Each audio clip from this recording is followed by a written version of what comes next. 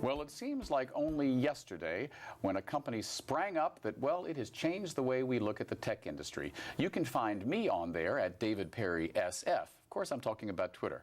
Our guest, Karen Wickre, that company's editorial director. Welcome. Thank you, David. Now, I'm going to date us both because we met, I believe, 21 years ago when you were the co-founder of an organization called Digital Queers. That is correct. DQ, we called it. DQ, I'm sorry. And of course, would Digital Queers even fit in a tweet now? I don't know. It would, but how did that come about? Well, you really were the first person in tech that I knew, and I was really proud. It was like, wow, there's an out lesbian and an out gay man, and they're talking about stuff that I have no concept of. Well, you know, it's interesting about the tech industry because long ago, 25, 30 years ago, there were lots of gay people who worked in tech. They were nerdy, right? No secret there. And my friend Tom Riley, at the time, was a marketing guy at one of the Apple-related companies. I worked for one of the computer magazines. We were friends, and he had this great idea. A group already existed called High Tech Gays. I remember it. Yeah.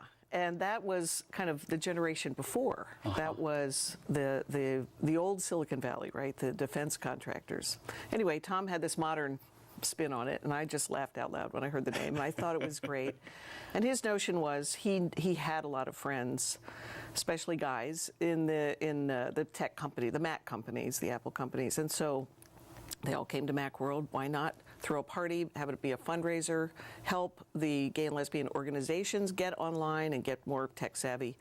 Back in the day when none of them had an IT budget or department. No, and in 1993, I can't even remember. Did we have email? I think I was Yerba Boy at AOL.com or something. We had AOL, I think. Yeah, exactly. So that was the beginning. It would be kind of yearly parties or a couple times a year tied to these tech shows that all these people would be coming to for their job. Right. And they'd make the rounds. That was in the day when software came in a box and you went to the store to buy the software in a box. And so he would collect, hardware, software, and we would make donations then to all these organizations. Right. You wrote an article or a blog post recently about getting into tech after 50, I think, or something like that. I'm getting the title wrong. Did you ever think you'd be a gal in tech older than 50? I mean, no, but I never had a master plan. Let's just say that. Yeah. What is it like working for arguably the most recognizable social media brand in the world? Well, it's great fun, and I have to say I loved Twitter before I went there. I was on Twitter, and the platform grew on me. It just was so much fun and so, sort of fast and fluid and informative. And now, of course, I can't live without it. But I loved how it was an open platform, and it was global, and it was what I'd say asynchronous. So you and I, and asymmetrical, you and I don't have to follow each other, but we can both follow Lady Gaga or President Obama or, name anybody else. Yeah. And that's there. You just get this rich stream of news and information and jokes and breaking news too. When well, and even making news. I mean, I talked about in the tease at the beginning that this is a platform that some people say has helped bring down governments.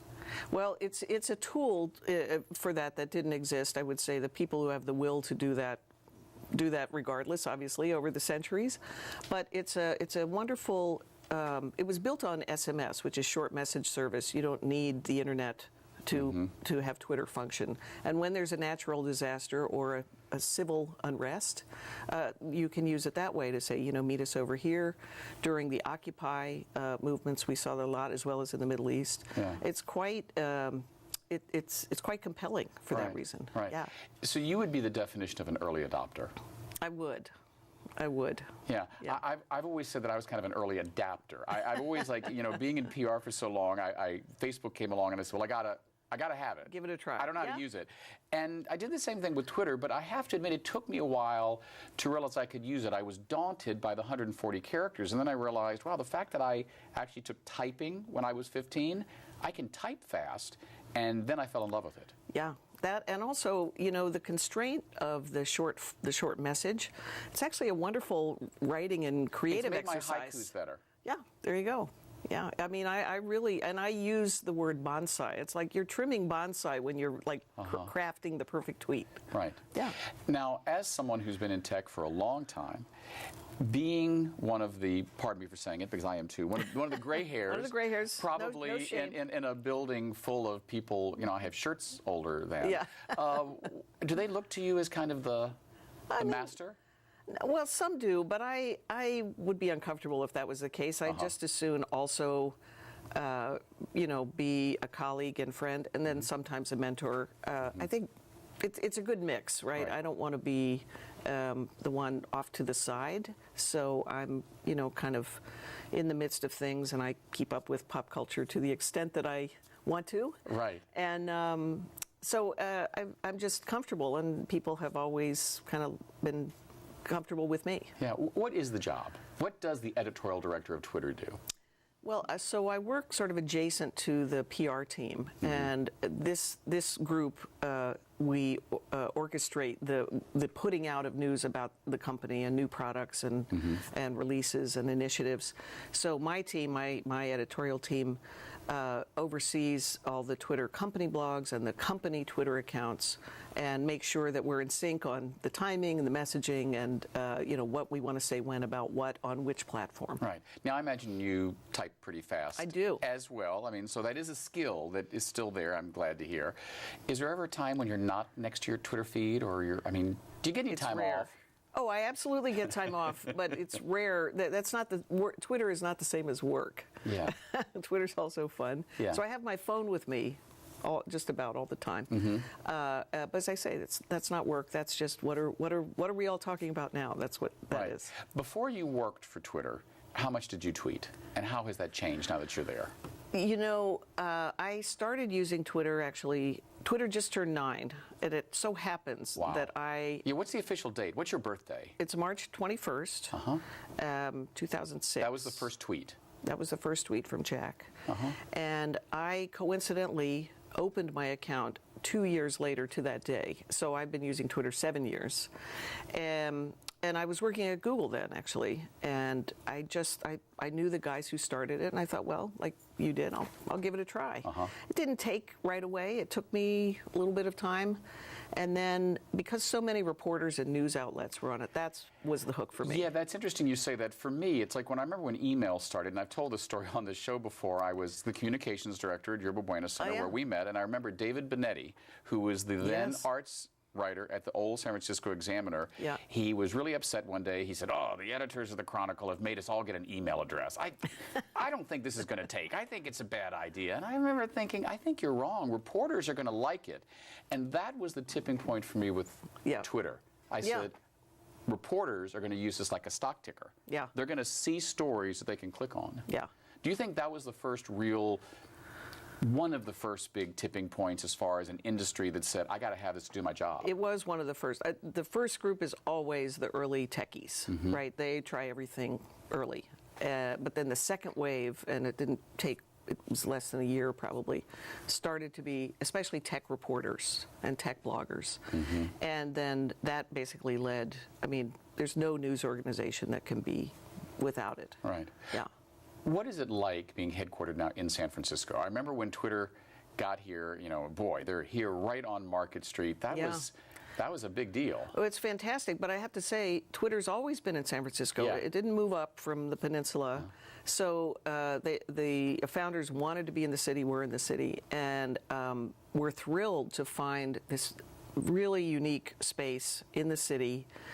So they didn't have to move out as they grew. Because all companies reach a certain size, they have to think about, they no sooner move into a building than they're thinking about how do they expand. Right. And so this offered room to grow over the years. And it's a terrific building and a terrific area now. Yeah, now it's been 6 years total that you've been at Twitter, correct? 3.5. I'm sorry, 3.5. Yeah. What was the best day and the worst day for you during those 3 years? Oh, I don't know about a worst. There have been... most exciting, or a day that really caught you off guard, whether it was something you were doing or a story that came over and you went, wow, we're gonna bring down the internet. Honestly, there have been so many. that are just things just sweep up. And again, we're as much watching and curious inside as people outside. We all remember the Oscars last year when Ellen took the famous selfie with the gang around her. The supposed non-practiced. Right. Right. Well, we didn't know. We knew she liked Twitter and she used Twitter and she probably was going to do something with Twitter, but we didn't know what. And that was really, really fun. We now have an oil painting hanging in our office of that selfie that someone did. And what about a day that really just made you think, wow, I don't know if we are keeping up with the demand for this platform? Well, I don't know about keeping up with the demand, but watching it be taken over by something like Ferguson or Black Lives Matter. Then you see people are now used to having this public platform to express themselves, right? It's very much a tool of self-expression in a lot of ways, and collective expression, I think. And there's a power to that when you see people will say, my whole feed became this thing or that thing. Yeah, and it's hard to predict. It's very hard. You can't predict. Well, I mean, for instance, right as we tape this show, we're in the middle of an incredible response to what's going on in the state of Indiana. Yes. How has that, how has that burst onto Twitter? What Indiana's done vis-a-vis the LGBT community? Well, again, we're watching the way you're watching. So there's a news story or there's, a new incident of some sort. And, I mean, it kind of rises up from a number of people, right? These things aren't, for the most part, orchestrated by a single individual. It's sort of like, we got to say something. What can we say? What can we do? And Twitter is right there for this kind of real-time response. So we watch with fascination. And then in the communications world, we anticipate reporters calling to say, how big is this impact? And, what can you tell us about where it's swelling and, what happens next and that kind of thing. When you and Tom co-founded Digital Queers, I remember the thought crossed my mind, God, I didn't know there were this many gay people in tech. Is there something, and this is kind of philosophical, is there something about the LGBT community that makes us early adopters of tech? Well, I have a theory, and Tom actually could probably talk at greater length about this, that, like I say, there's the nerdy, sort of, I'm just going to stay in my room and, program or geek out on anime or whatever the thing is, and have this online life, right? So my theory is that early on, having these early online communities, the Usenet communities back in the very early days of the internet. Yeah, my husband talks about that, Yeah, that was the community, especially if you lived in places where there weren't, gay bars or, other kinds of, physical gathering places. It was safe. It was safe, and you maybe talked to people, maybe you didn't know anyone else who was gay. And you could find people that way. We used to hear those kind of stories all the time. The proverbial small town boy, the small boy or town girl. boy, like Bronski Beat sang about. Someone who couldn't be out on the street, but they could be out on their computer. That's right. That's right. And that's why those Usenet had early gay groups. Sock.mots was an early one. And then AOL, interestingly, very early when they had chat rooms. Their LGBT chat room was a huge driver for AOL, actually. It's funny you say that. I mean, I have to give a plug to AOL. I mean, I met my husband in an AOL chat room, which now people are like, how does that, like, is that like Grindr? I'm like, it's different. Trust me, there were no pictures. Yeah. Last word to you, is there anything about working at Twitter you'd like people to know about, something that people don't know that you think would be fun for the average person on the street to know about the company that has taken over their iPhone? It is a really fun place to work. People are so nice. There is a group, I should say, this is more of an observation. We have a group called Twitter Open, which is the sort of affinity group for the LGBT employees. We have, we have Blackbirds for the African American employees, things like that. What's interesting is the way those groups have changed over time. In the early days, groups like that formed to get non-discrimination policies at the companies. All the companies have those, right, within 20 years. So, and benefits are similarly, pretty on par for lots of things. So it's interesting because it's more largely a social group. They do certainly care about causes and fundraising, Yeah. but the same sort of corporate need is not there, Right. which is in our lifetime. Before they were tweeting to save lives and change the world, and now they're tweeting for social reasons. Yeah, exactly, exactly. But we've been speaking with Karen Wickre of Twitter. Next up, we're going to speak to Joni Juster, who has, well, helped more people with her good works than just about anyone I know. We'll be right back.